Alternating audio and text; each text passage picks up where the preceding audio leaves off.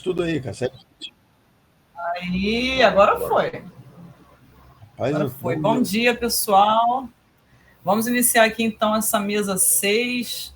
Estamos aqui no quarto encontro História e Parcerias, que é promovido pela Ampul Rio e o INCT Proprietas.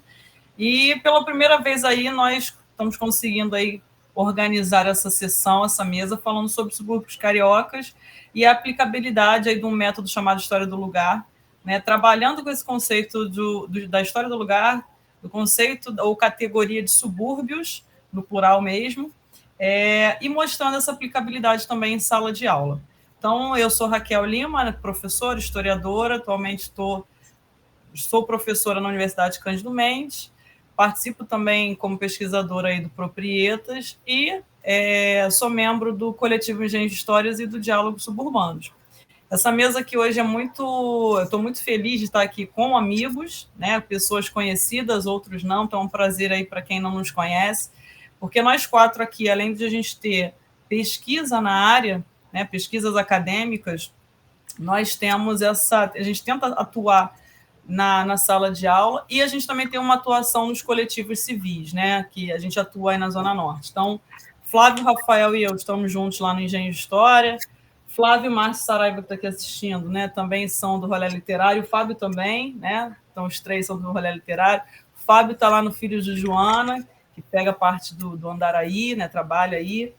E Rafael faz 1 milhão de coisas, né? Rafael está comigo também no Diálogos Suburbanos e 30 outras mil atuações. Sem foco, sem foco. Sem foco, a pessoa com déficit de atenção. Então, acho muito legal a gente estar trazendo esse debate para o mundo acadêmico e expandindo essa questão do ensino da história, né? Não é só dentro da sala de aula ou só dentro da academia, a questão da pesquisa, mas como a gente leva isso para a rua, né? Como a gente usa também da história pública para trabalhar isso especificamente na Zona Norte, né, dos subúrbios cariocas e com a população local. Então, eu vou começar aqui rapidinho. Deixa eu ver aqui. Testei, tinha dado certo, né? Vamos ver aqui. Agora não foi. Ih, Flávio, acho que por você estar gravando, só você vai conseguir passar. Não está me dando oportunidade de...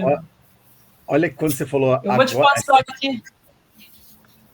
Fala. Olha quando você falou agora que a gente testou, eu falei, agora que tem que ver se vai mesmo, que não é só na hora. Manda por e-mail aí. Eu vou passar para você. Você consegue abrir no Zap? Manda por e-mail. Não?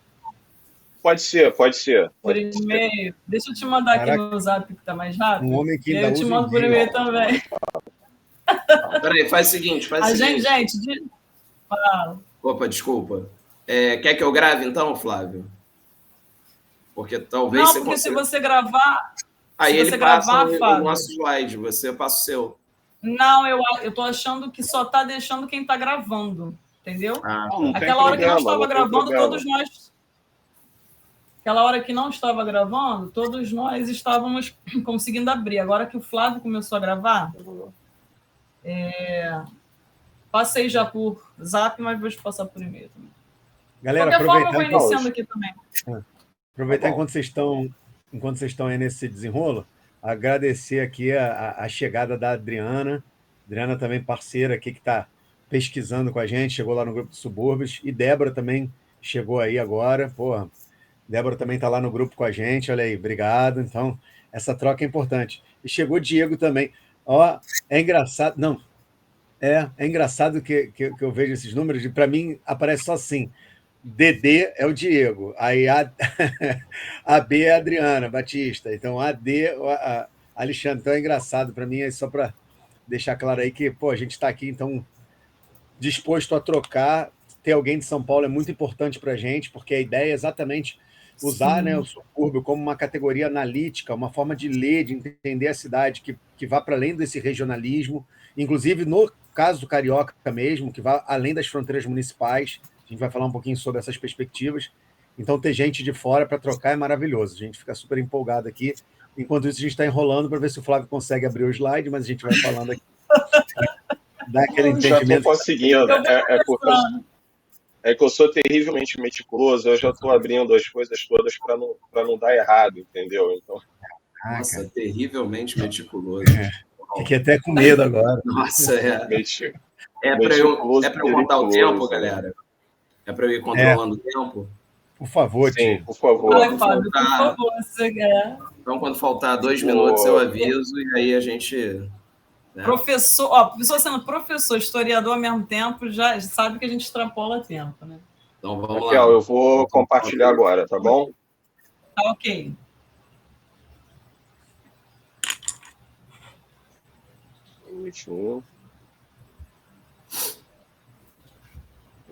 Foi. Tá indo aqui para mim.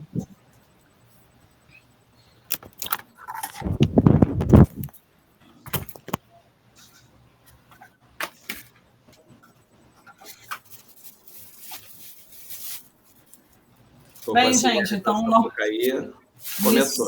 Iniciando novamente. Deixa eu fazer as apresentações, então, aqui, já tinha meio que feito. Mas essa sessão, o que foi, Fábio? Flávio, o que aconteceu aí? Não, é só para eu deixar o meu... Não, perdão, é só para eu deixar o meu... É só para eu deixar o meu microfone no mudo. Isso, não no mudo. Aí pronto, não, mas agora eu já vou colocar. Valeu. Show. Eu vou falar, gente, estava indo tudo tão bem, deu ruim de novo. Esse pessoal extremamente meticuloso é um problema, vai. Bom dia, Tiago. Obrigada aí pelo suporte. Me perdoe a interrupção. Eu estou à disposição de vocês na secretaria junto com a Jusceli, tá bom? Se alguém tiver algum problema, a gente está à disposição. Muito bom te ver aqui. Obrigada, tá? Grande abraço. Muito obrigado. Tchau. Bem, gente, então vamos lá. Agora vamos. Essa sessão, então, o título é Método de Pesquisa e Ensino sobre História do Lugar, a partir da categoria de subúrbio, né? Como eu já fiz minha apresentação de mim mesma, e a gente está aqui também com o Rafael. O Rafael, como eu falei, faz 1 milhão de coisas, mas é professor aí do Estado, professor de colégios particulares também da Educação Básica e da Uniswan, né? Além do coletivo Diálogos Suburbanos e Engenho de História. O Fábio, que é da Secretaria Municipal de Educação de Duque de Caxias e aqui do Rio de Janeiro, vai apresentar aí também Rafael, mestre em História Comparada pelo FRJ, Fábio, mestre também, né, pelo Prof. História da UERJ, e Flávio Braga, também professor aí do Estado e da Secretaria Municipal de Educação também aqui do Rio, também mestre pelo Prof. História da UERJ e membro também do Engenho de Histórias aí, e com a gente, e do Rolê Literário juntamente com o Fábio, tá? Pode passar para mim, Flávio.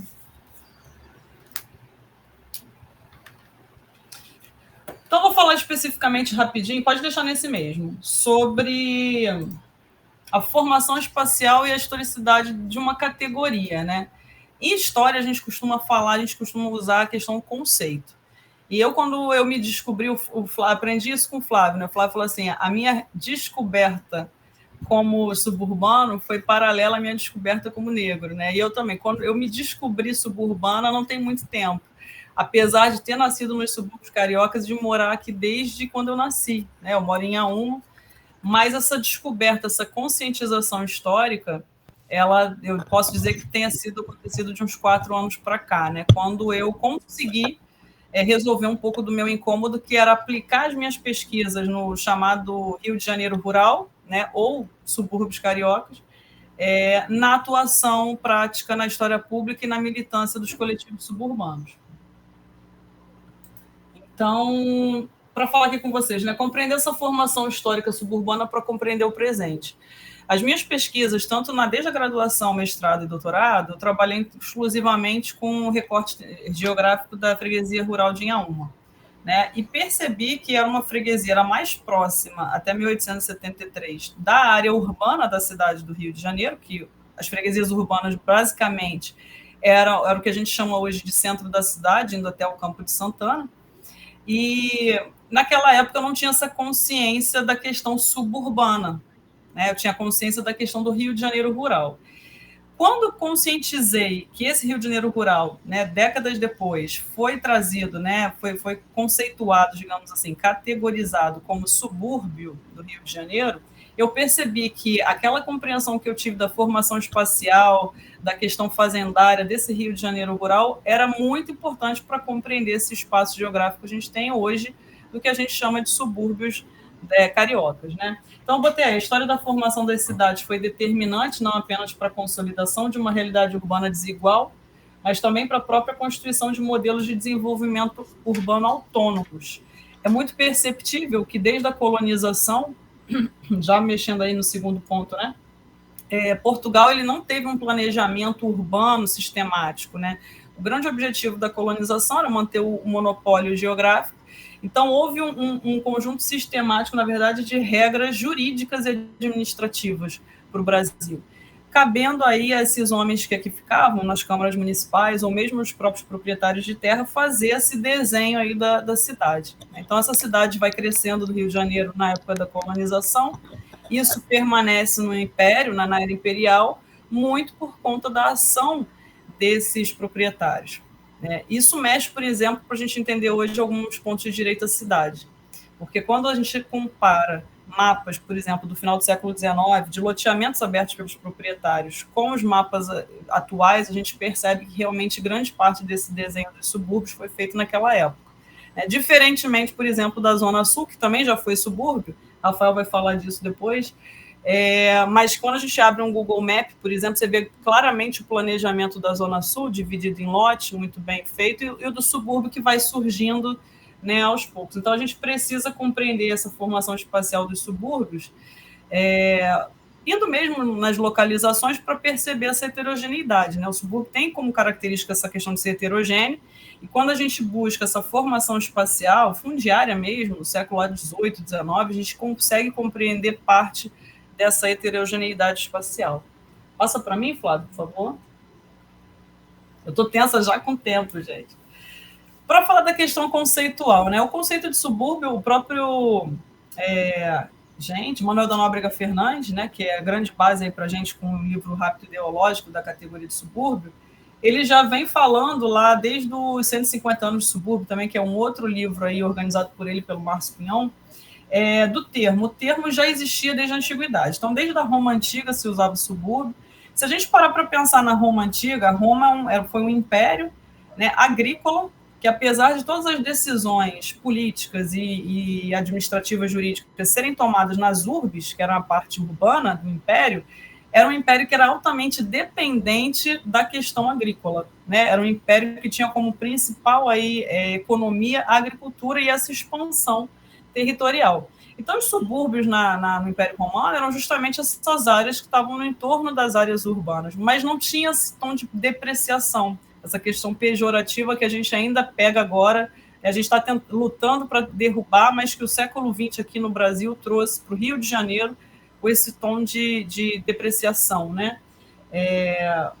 O sentido original do conceito geográfico era esse, era o que estava em torno do perímetro urbano, em torno das cidades, fora dos muros, e também tinha o sentido de arrabalde, né? Ou seja, o que está nas cercanias da cidade, né, para a questão árabe. Se a gente pensar que Portugal, antes da formação do Reino Português, foi um território de ocupação árabe e muçulmana, faz muito sentido a palavra arrabalde também, né, na questão portuguesa, e isso é trazido para o Brasil.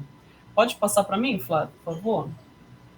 Eu vou dar como exemplo aí uma petição, né, do século XVIII, 1785, que eu achei no Projeto Resgate, que está na Biblioteca Nacional, né, já todo digitalizado, de proprietários do Engenho Novo, quando eles arremataram o Engenho Novo, dos comerciantes, depois da expulsão dos jesuítas, e na própria petição vem falando aí, onde eu criei, Engenho Novo nos subúrbios do Rio de Janeiro. Essa época aqui, a gente não tem esse tom depreciativo de subúrbio, né? O Rio de Janeiro, em 1780, desculpa, isso aqui ainda é século XVIII, ele ainda tem esse aspecto ruralizado. Então, tudo que estava no entorno das freguesias urbanas, que era onde tinha o quê? O polo administrativo político, né, central, que é a questão da Câmara Municipal, eram subúrbios do Rio de Janeiro. Isso incluía, inclusive, Glória, né, Botafogo, Jacarepaguá, Barra da Tijuca. Pode passar para mim, Flávio. No final do século XIX, a gente já começa a perceber essa heterogeneidade mais marcante desses subúrbios, dessa chamada área rural, das freguesias rurais do Rio de Janeiro, porque a chegada do trem, para até facilitar a questão do transporte do café, né, ela mexeu com alguns pontos aí desse subúrbio carioca. Então, se eu pegar, por exemplo, a abertura da da linha férrea, em 1858, a gente tem em Inhaúma 2 estações abertas, né? Depois da Central. Tinha a Central, Engenho Novo, que era chamada Venda Grande, Cascadura, e depois uma que o Rafael com certeza vai lembrar melhor que eu. Então, eram duas estações aqui dentro da freguesia de Inhaúma que fizeram uma valorização. É como se fosse uma especulação imobiliária mesmo, trazendo uma luz de que aquele espaço, né, territorial, que antes era usado exclusivamente para questões agrícolas, agora também iria atrair pessoas.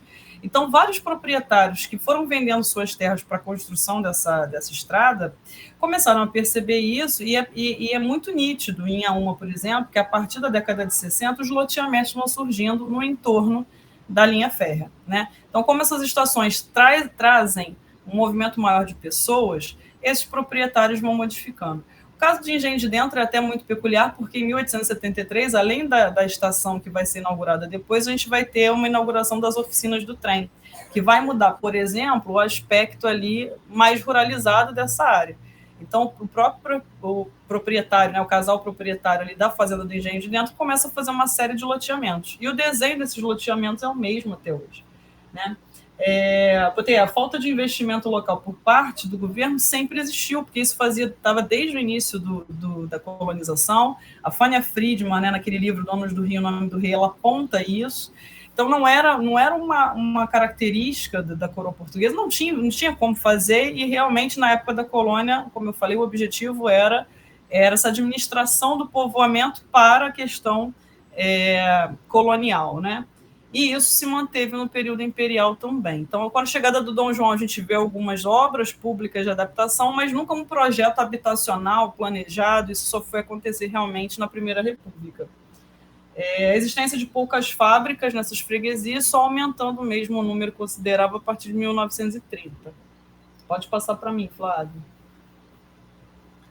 Só para mostrar a vocês aqui como essa população ela aumenta em Inhaúma na virada do século XIX para o XX, né, que é justamente na saída do período imperial para a Primeira República. Então, a gente tem um aumento considerável populacional. Aqui é um número somado aí, né, de escravizados com homens livres, mas a gente percebe que já na década de 70 esse número vai aumentando, é justamente quando aumentam os loteamentos na área, e eles explodem aí no início do século XX, né, num Brasil aí que também recebeu muita imigração de ex-escravizados da Bahia, né, de outras regiões do Brasil, e até de imigrantes europeus também, né, pelaquela questão de teoria das raças, incentivo ao embranquecimento.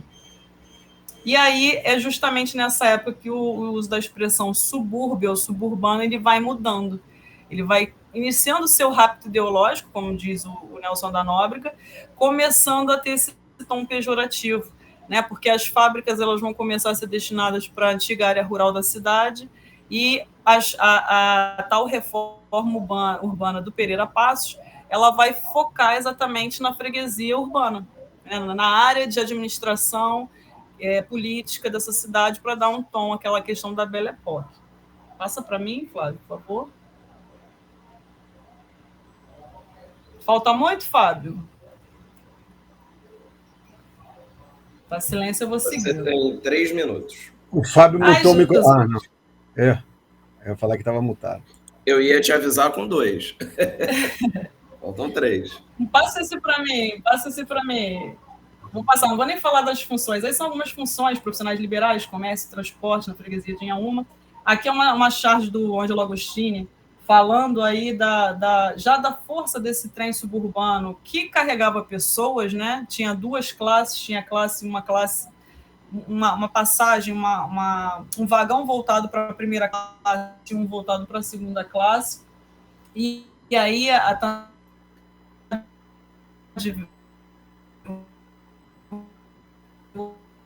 Raquel, tá dando uma falhadinha para mim. Não sei se é só para mim ou para todo mundo.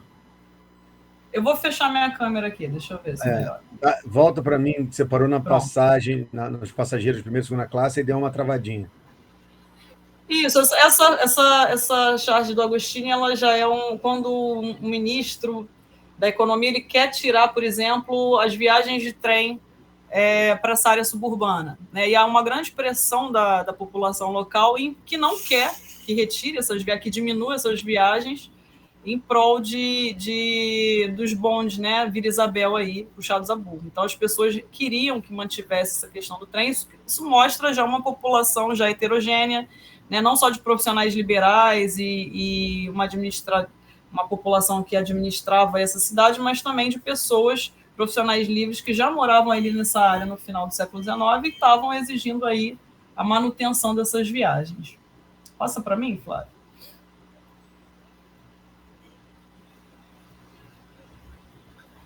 Lima Barreto é um que já mostra no início do século XX, nos seus escritos, essa heterogeneidade, né? O Lima, eu brinco que ele é uma relação de amor e ódio com o subúrbio, mas a gente entende quando entende a própria trajetória pessoal do Lima, né? E toda sua frustração. Ai, meu Deus, que coisa tensa. Vou pedir mais 2. Toda a sua frustração aí pessoal. Então, o Lima traz isso no seu texto, essa heterogeneidade, falando que subúrbio é uma longa faixa de terra, né, que vai desde o Rocha, o São Francisco Xavier até Sapopemba. E ele vai dizendo que quanto mais longe, né, desse centro urbano, mais ruralizado e heterogêneo é essa localidade. Tá? Vai passando para mim. Não vou nem ler. Vamos embora. Afastando do eixo da zona suburbana, o aspecto das ruas vai mudando. Aqui, pode passar, Flávio. Deixa lá no mapa. Esse é um mapa já do final do século XIX, mostrando, então, esses loteamentos que já estão abertos no subúrbio. A gente vê uma Jacarepaguá ainda, que vai ser considerada pelo Magalhães Correia como um sertão carioca, né? Ainda meio bem ruralizada, ainda com poucas ruas, mas a gente já enxerga em A1 um grande número de ruas em torno do Capão do Bispo, que atualmente é Caxambi, Maria da Graça, né? Engenho de Dentro, Cascadura e Engenho Novo. Né, são os bairros, e Bom Sucesso ali já iniciando também sua urbanização. Gente, o áudio está travando muito? Agora não, agora está perfeito. Tá. Então a gente percebe aí o centro da cidade aqui bem com muitas ruas abertas, né, já em direção à Praia do Flamengo e Botafogo, e essa área aqui que a gente vê, então, da freguesia de Inhaúma. Passa para mim, Flávio? Poder encerrar. Eu vou deixar o Rafael debater um pouco essa questão da Maria Terezinha Soares, porque é engraçado que é um conceito que eu estou historicizando para vocês, né? Mas os geógrafos é que despertaram para essa questão da historicização e da mudança da concepção da categoria de subúrbio ao longo do tempo. Então, a Maria Terezinha Soares, acho que é o primeiro trabalho aí que observa bem isso, e o Nelson da Nóbrega Fernandes vai utilizar desses estudos da Maria Terezinha e vai desenvolver o livro dele, que é o Rapto Ideológico, percebendo que o século XX, por uma ação muito mais estatal, digamos assim, né, por ações políticas públicas, é que vai tornando essa categorização de subúrbio carioca como algo pejorativo, justamente por identificar com essas áreas suburbanas o proletariado, né, essa heterogeneização, essa falta de planejamento. Tá? Passa para mim. Vou passar aqui, porque aí eu estou citando o Rafael já vai falar. Rafael aí usa, né, gosta muito de usar esse conceito de subúrbios plurais, que ele vai desenvolver. Também o conceito do... Como é que é o nome dele, Rafael? Meu pai. Do Pedral, né? O Antônio Pedral também trabalha isso aí, o conceito de cidades híbridas, né, já expandindo esse subúrbio que hoje em dia já estaria chegando à Baixada aqui do Rio de Janeiro. Pode passar, Flávio. E defender atualmente a gente vem defendendo essa conceituação de subúrbios no plural mesmo, usa a categoria, o conceito como plural, justamente para demonstrar a pluralidade desses espaços. Eu venho defendendo que é importante se estudar os locais, os bairros até especificamente, né? Como eu falei, essas pesquisas que eu tenho desenvolvido acima da questão fundiária mostram que, desde o século XVIII e XIX, entender essa dinâmica daqueles proprietários, né, no desenvolvimento do espaço, na abertura de ruas, na mudança que eles fizeram do uso das suas próprias terras, é importante para a gente compreendendo essa formação heterogênea espacial, mas também essa questão teórica e conceitual, né, que vem muito também de uma ação estatal no século XX, tem sido importante para a gente compreender isso. Atualmente, a gente tem sempre uma dificuldade de definir exatamente o que é, a gente já percebe que o Rio de Janeiro tem uma peculiaridade nisso, né, o Rafael estava falando aí da presença do pessoal de São Paulo, é uma outra perspectiva, mas que a gente tem trabalhado essa questão como subúrbios plurais mesmo. Eu vou deixar para o Rafael aí apresentar o trabalho dele. Aí, Flávio, você pode até fechar o meu e já deixar o do Rafael, porque Rafael já trabalha mais essa questão não só histórica, né, da categoria, o Rafael amplia isso também para uma interdisciplinaridade, para uma questão mais antropológica e geográfica, e a questão da sociabilidade local. Então, já até passo aí a fala para você, Rafael. Eu estou rindo aqui porque eu vou dar o maior trabalho para o Flávio agora, se ele conseguir. Flávio, meu camarada, vai falar meia hora? Você consegue botar... Não, falei para o Flávio primeiro. Você consegue colocar um clipe para a gente? Não sei se você vai conseguir. Você passou para ele? Não, só passei para você. Deixa eu passar rapidinho. Etnografia suburbana. É um clipe que todo mundo conhece, mas eu gostaria de chamar a atenção para uma questão. E antes disso, eu vou começar a falar aqui com a galera, tá? Bom, primeiro, é muito bacana saber que a gente está aqui basicamente numa roda, né? Mostrando claramente a informalidade, não de maneira negativa, mas com toda a sua potencialidade, e da sociabilidade suburbana. Eu costumo dizer que um traço característico desse nosso ethos suburbano são as nossas redes históricas de construção, de formação de identidades, de sociabilidades. Eu acho que isso, para mim, é uma das características mais fundamentais e singulares para entender os subúrbios, e por isso eu leio os subúrbios a partir da categoria cultura, que é uma categoria que o Thompson nos apresenta na história social inglesa, né, e que dialoga obrigatoriamente com experiências, né, experiências históricas, o papel dos agentes históricos nessa luta cotidiana, nessa negociação e conflito, nesses embates, nessas frestas que a história possibilita a produção desses mecanismos de resistências ou reexistências históricas. Então, eu gosto muito de falar isso. E é preciso, quando a gente estuda os subúrbios, antes de qualquer coisa, desconstruir. Eu costumo dizer que, quando eu vou fazer uma fala, eu venho muito mais para confundir do que para esclarecer. A gente precisa, né, criar uma quebra de paradigma, né, dar um embate com essa concepção que muitas vezes já está engessada, e que a gente poucas vezes questiona, dessa cidade que acaba sendo vista de forma... Parece uma Vênus de gaveta, né? Parece que você encaixa. Olha, isso aqui é favela, então vamos encaixar aqui em favela. Isso aqui é subúrbio, vamos tentar encaixar aqui no subúrbio. Isso aqui é baixada, isso aqui é periferia. Só que essas próprias gavetas, né, são contraditórias. Muitas vezes você tem que ficar com aquele papel entendendo, peraí, onde é que eu vou colocar isso?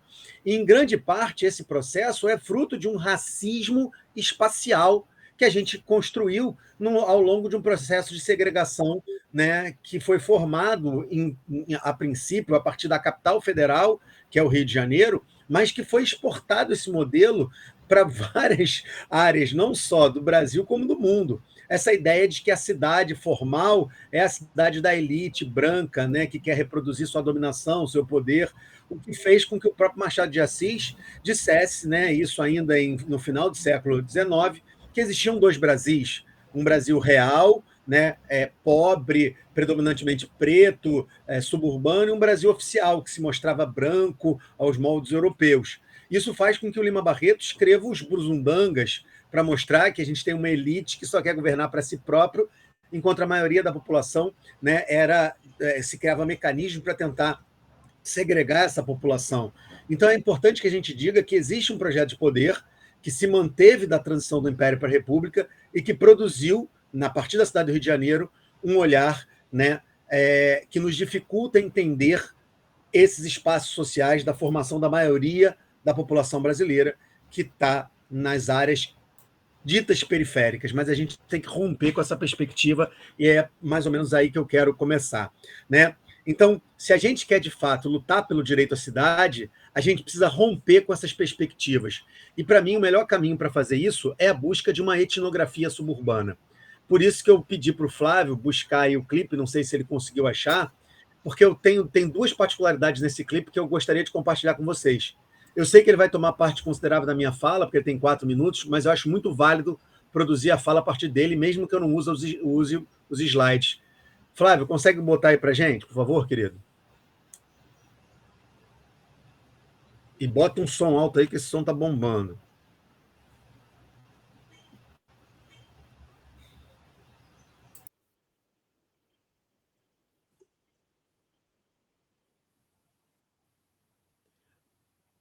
Tranquilo que está dando uma travadinha, mas vai rolar. Vai dar.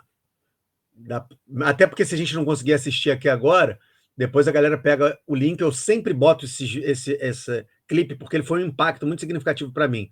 E depois eu vou explicar o porquê, em vários lugares. Mas só enquanto a música está baixando, eu vou falar duas coisas bem rápidas. A gente está ainda em novembro, né, no mês da consciência negra, que deveria ser o ano inteiro. E, enquanto isso, é muito bacana ver um rapper negro fazendo uma etnografia suburbana, querendo ler a cidade a partir de outra perspectiva, tá? Que é fundamental. E isso, para mim, é um combate a esse racismo estrutural. É um combate a essa lógica que a gente reproduz equivocadamente até hoje, do centro histórico, né? Não, vamos falar da história a partir do centro histórico. E eu sempre me pergunto, o que é o centro e quem definiu esse centro e por que ele é histórico? O resto do espaço que não está ali, então, é a periferia, a histórica, sem história, né? Então é importante a gente romper com visões como essa, aquela visão clássica de minha avó falava, mas a gente reproduz ainda, vou na cidade, ou vou à cidade, como se a gente não estivesse nela, né? Isso está muito claro para mim quando tem um partido alto e a galera levanta aquela assim, moro na roça, iaiá, nunca morei na cidade. Compro o Jornal da Manhã para saber da novidade, como se a novidade, como se as ordens viessem sempre do centro para a gente, desse centro que a gente aceita e não questiona, né? Então, a ideia agora é questionar um pouco através do Etnografia Suburbana. Vamos ver se rola um pouquinho aí, Flávio.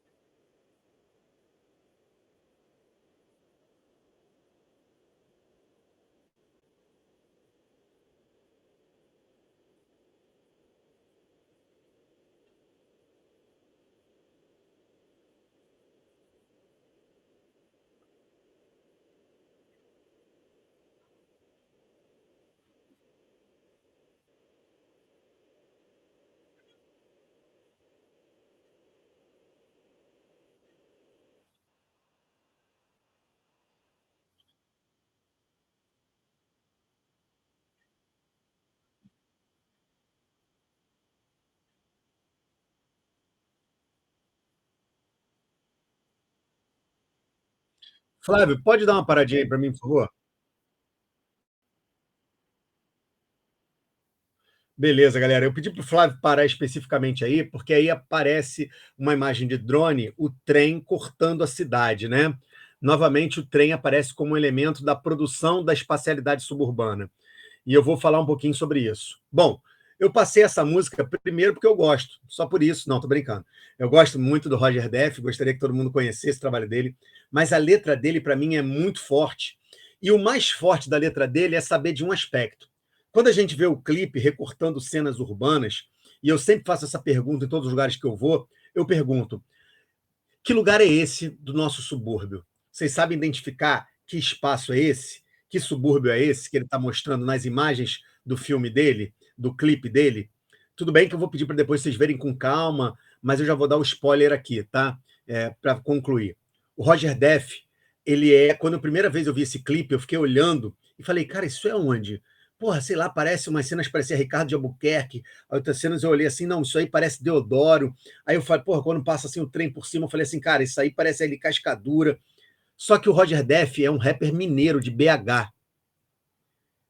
E aí ele faz um recorte dos subúrbios dele a partir de BH, e isso me dá uma identificação tão grande que me dá uma porrada a ponto de pensar, peraí, essa ideia de subúrbio, que durante muito tempo a gente chamou, né, de toponímio, de uma palavra, né, e que a gente tenta ampliar para um conceito, e que eu acho que vai muito além de uma categoria, porque o conceito ele serve para determinar, de certa forma, um certo fenômeno. Né? Você analisa um conceito especificamente para uma área. Uma categoria não, é uma chave de interpretativa que pode ser usada em várias áreas de conhecimento. E eu acho que esse olhar suburbano, o suburbanizar, a etnografia suburbana, vai além de uma categoria, é uma metodologia de pesquisa. Se etnografia é uma metodologia de pesquisa das ciências sociais que visa olhar a cultura, os elementos que constituidor da cultura, produzir essa etnografia suburbana é ter a capacidade de olhar para a cidade a partir de outras óticas. É olhar para a cidade tentando enxergar, né, a nossa origem afrodiaspórica, a nossa origem ameríndia, tupinambá, produzir um olhar decolonial essa cidade, mas contextualizando em que momento esse colonialismo raptou as nossas características originárias do subúrbio, sobretudo essa sociabilidade suburbana.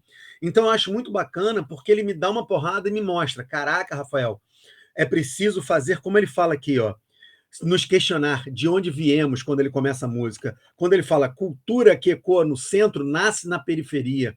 Quando ele fala assim, resistência que emana do subúrbio. Isso está tudo na letra dele, ele está dando um caminho para a gente, ele está dando para a gente uma pista, dentro da sua etnografia suburbana, de como a gente deve ler essa cidade. E aí eu vou pedir para o Flávio voltar lá para o meu slide, se ele puder, para falar uma coisa bem simples, que eu posso sintetizar aqui rapidamente, que foi assim que eu construí ali os 10 slides que eu quero mostrar. A minha proposta é, vamos romper essas visões que mostram para a gente o subúrbio apenas como subproduto, como resultado de políticas de modernização urbana, né, no contexto do século XX, da Belle Époque, ou daquilo que a gente chama de era do bota abaixo. Tá?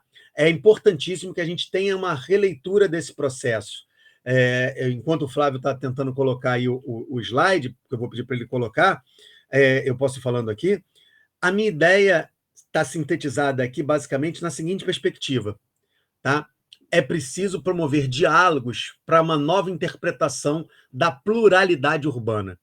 Aqui é a minha rua, é a rua Allan Kardec no Engenho Novo, a rua que eu moro. Uma rua, essa foto foi tirada pela minha companheira em 2012, pela Valéria, e essa foto diz muito para mim da minha suburbanidade. Primeiro, ela diz um elemento fundamental. É uma rua que ainda tem um perfil engessado historicamente no tempo. Como assim, Rafael? Repare que essa rua, originalmente, era uma rua onde o bonde atravessava vindo da Barão do Bom Retiro para ir para Ana Nery. Então, é uma rua bem larga para ter 2 trilhos de bonde, um que ia e um que voltava. Só que quando você asfalta essa rua, você amplia ainda mais essa área e não tem quase recuo de calçada para as pessoas que passam por ela. Logo, o espaço de transitar, de ocupar, é dividido com os carros e com o esgoto, que corre, infelizmente, no meio da rua, que é um problema histórico dessa rua. Rafael, mas além disso, você vê o quê? Você vê vários elementos que remontam essa sociabilidade. O primeiro deles é que atrás do trem que passa, essa minhoca de metal, como diz o Rapa, levando as pessoas, né, para o seu cotidiano de trabalho, você tem a favela do Céu Azul, que está do outro lado ali do Engenho de Dentro, do Engenho Novo.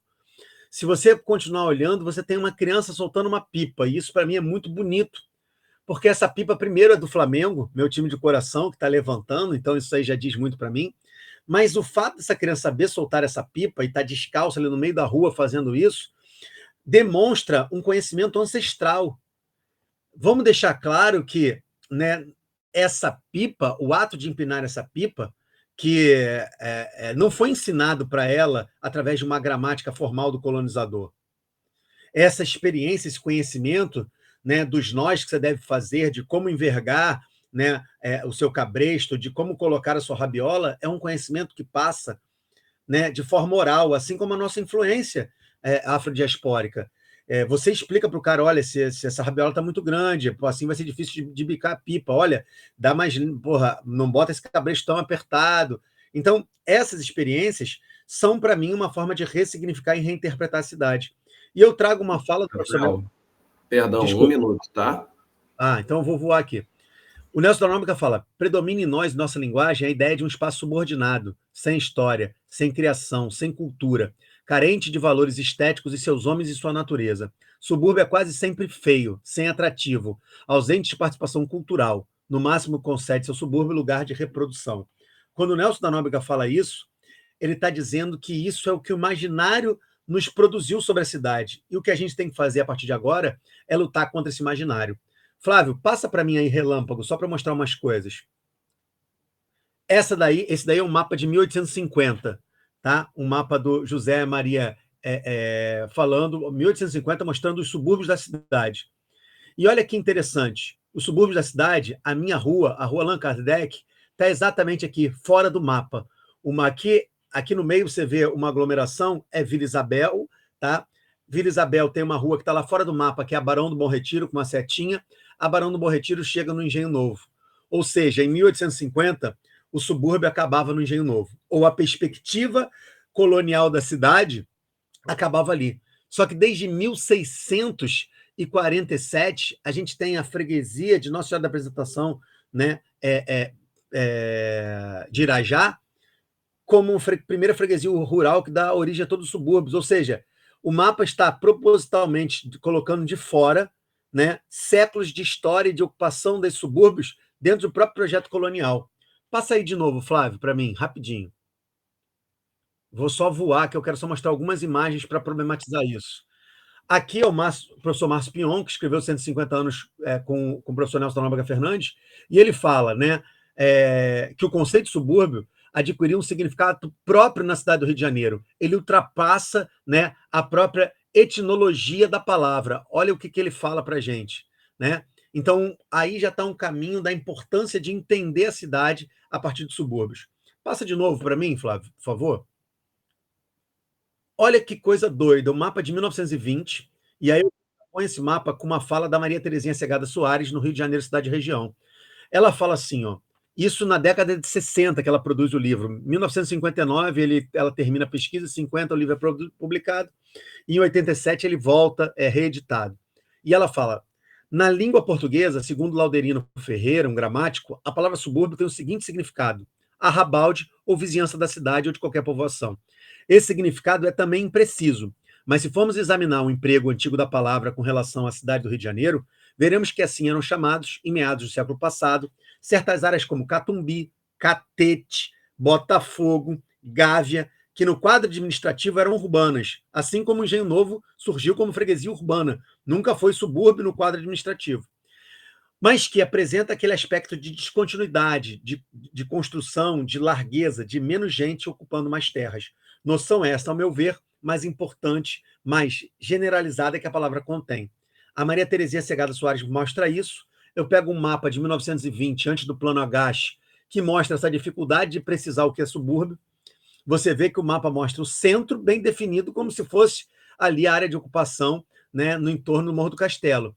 Mas depois ele bota periferia do centro, depois ele bota zona norte, depois ele bota subúrbio e zona rural no mesmo mapa. Ou seja, ele tem uma dificuldade de identificar, né, claramente o que é subúrbio, ou melhor, o que são os subúrbios, que o Lima Barreto já dizia muito bem, ainda lá em 1920, contemporâneo a ele, porque o Lima morre em 22, que subúrbio é tudo aquilo que não está no centro, ou melhor, subúrbios, que envolve toda essa região que contempla hoje a nossa zona norte e zona oeste da cidade, o que contempla mais de 5 milhões de pessoas, a grande maioria da população da cidade do Rio de Janeiro.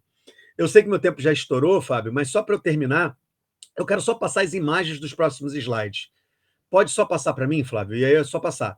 aí os 2 livros célebres para quem quer começar a entender a categoria subúrbio e problematizar ela, né? O livro Rio de Janeiro, Cidade de Região, da Maria Terezinha Segado Soares, que foi reeditado em 1987 pela Biblioteca Carioca, e o Rapto Ideológico da Categoria Subúrbio, de 2011.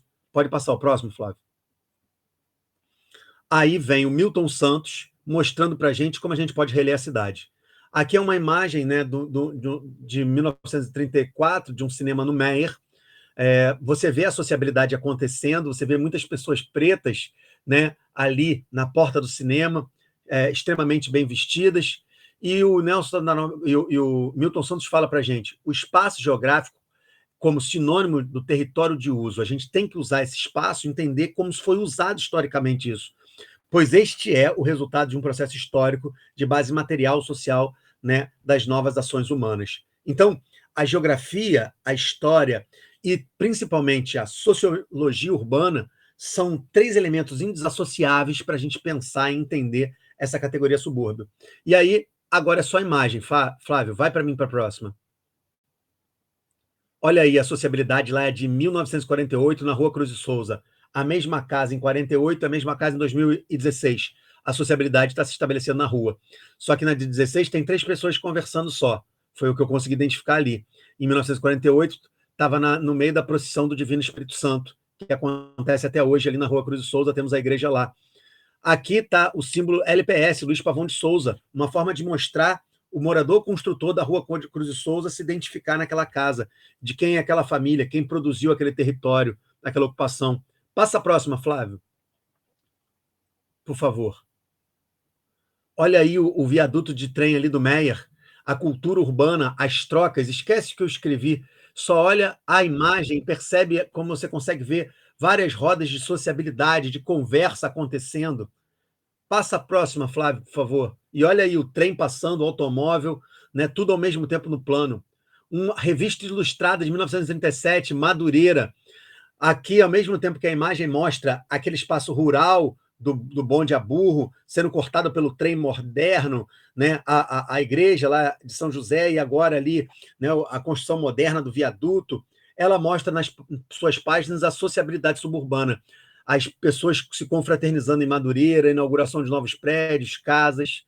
Então, novamente, aí uma forma de entender, de reler a cidade, através do que a gente chama de história social inglesa, história vista por baixo, que é um elemento fundador da metodologia do História do Lugar, de Joaquim Justino Moura dos Santos, onde ele diz, para entender a história do lugar, a gente tem que contrapor os seus agentes, os seus moradores, desde os mais novos aos mais antigos, e entender como eles produziram a sua sociabilidade ao longo desses espaços.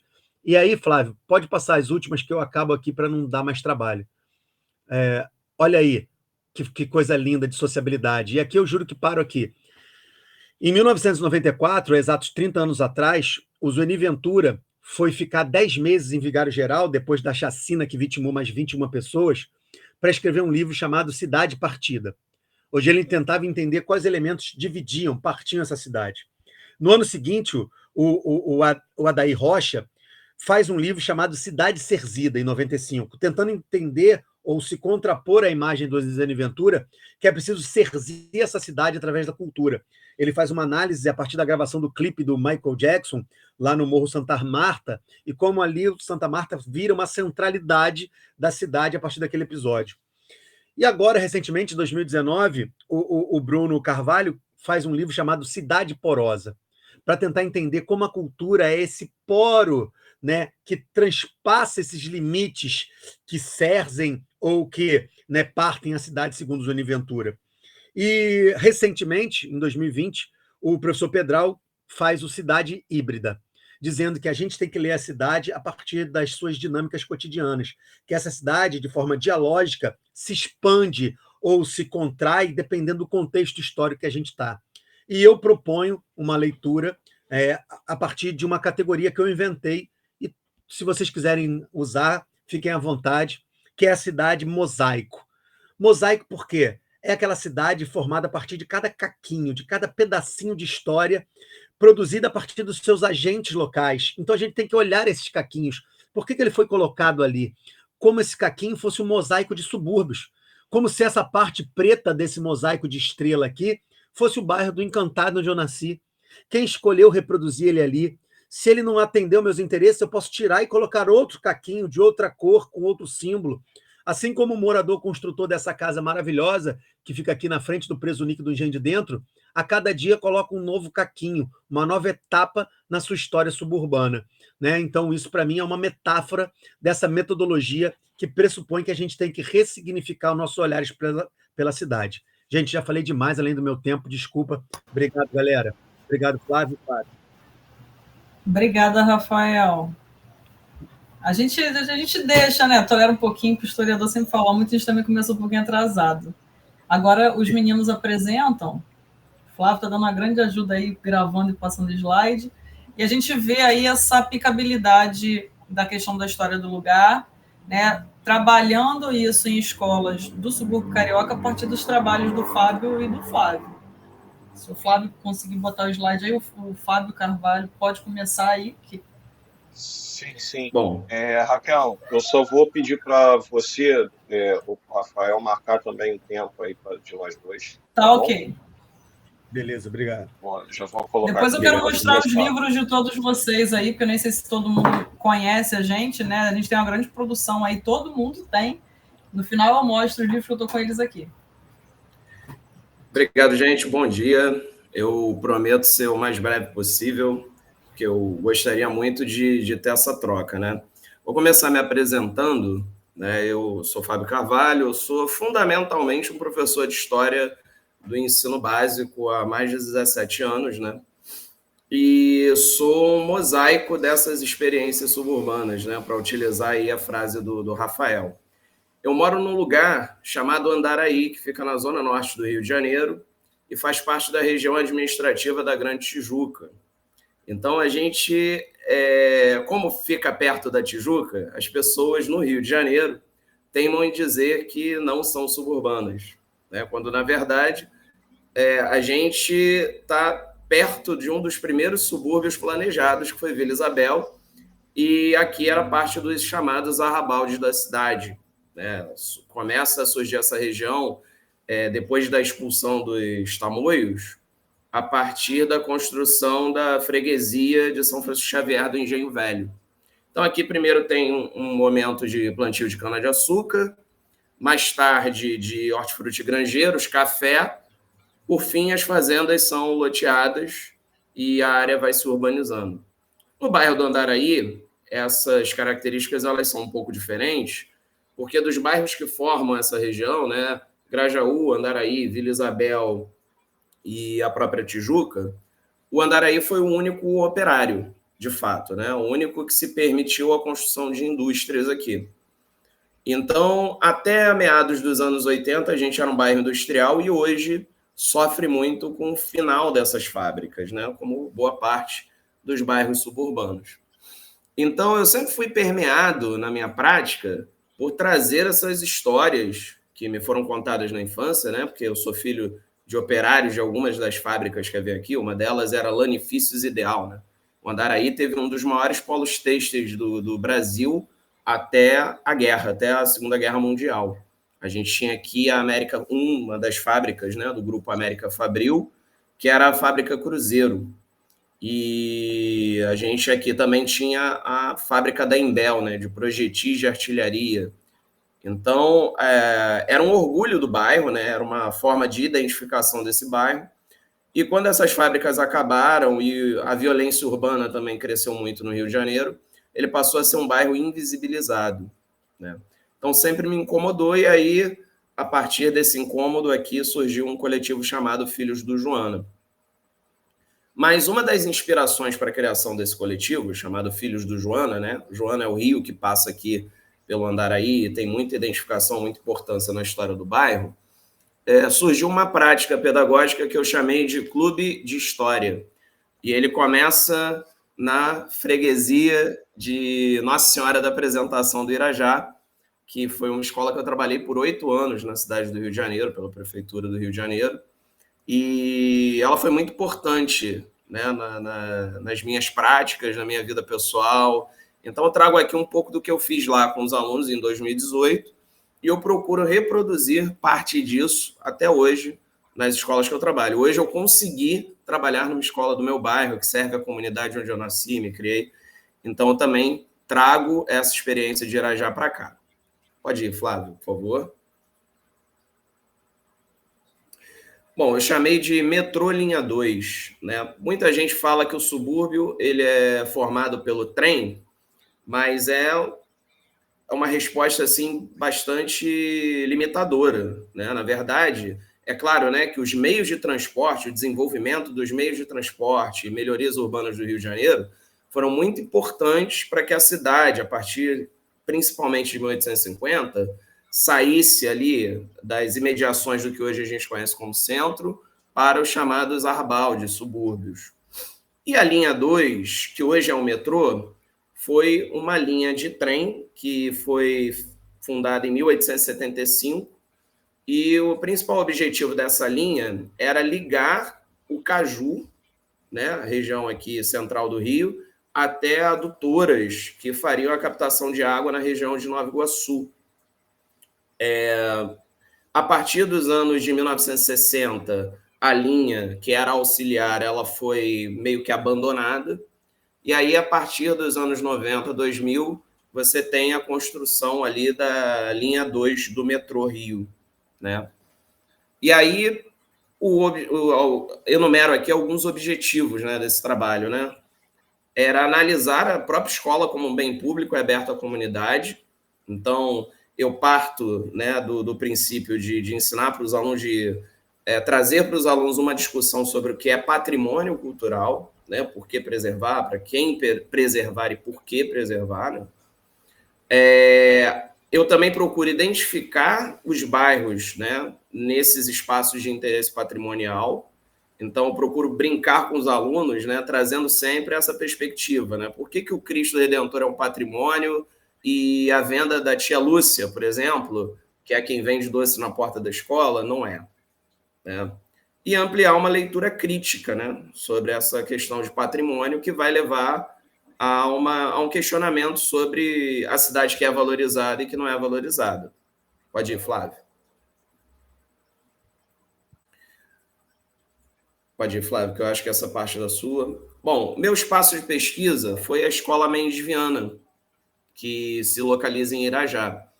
Bom, a Escola Mendes Viana, ela foi fundada em 1º de setembro de 1966, né? É uma escola chamada Caixote.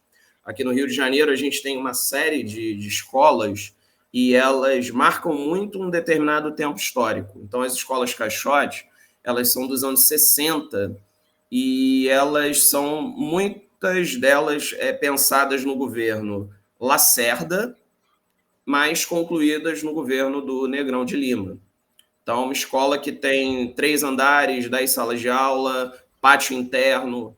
A ideia dessas escolas era aumentar o número de salas, que era um problema no Rio de Janeiro, né? Muita gente dormindo em fila de escola para conseguir matrícula, e de uma maneira rápida, barata, porque os elementos pré-fabricados, e ela vai aquele anseio, né, de alfabetização de uma população que na década de 60 era ainda majoritariamente analfabeta. Então, era dar aquele ensino básico e colocar a mão de obra no mercado de trabalho. Na época, né, a gente tinha 527 alunos, era uma escola de 2 turnos, 23 professores, a gente atendia turmas do 6º ao 9º ano do Ensino Fundamental 2. Pertence à 5ª Coordenadoria de Educação, né, do Rio. Pode ir, Flávio. Aí um aspecto da escola. Bom, esse trabalho ele começa depois de uma aula no 9º ano. Né? Os alunos eles são mestres em chamar a atenção da gente para algumas coisas que a gente deixa escapar, né? Desde que a gente saiba ouvir. E aí uma dessas alunas, né, muito aplicada, virou para mim e falou assim: professor, olha só, eu perguntei para o meu avô sobre a ditadura. Já fiquei com medo, né? Do que o avô teria falado, né? Mas o avô ele foi muito interessante a colocação do avô. O avô não negou a existência da ditadura, né? Ela falou assim: olha, perguntei para o meu avô sobre essa questão da ditadura e ele disse que aconteceu, mas aconteceu lá para baixo, lá para a cidade, né? Que aqui tinha ficado tudo tranquilo. Então, assim, a partir dessa constatação da aluna, né, primeiro aquela ideia, né, de que Irajá não estava dentro da cidade, né? E a partir dessa discussão, eu mudei um pouco essas aulas e passei a chamar a atenção, né, de que a perspectiva histórica, né, ela tem muita relação com o grupo social que você está inserido, né, com as experiências que você tem com as pessoas do seu tempo.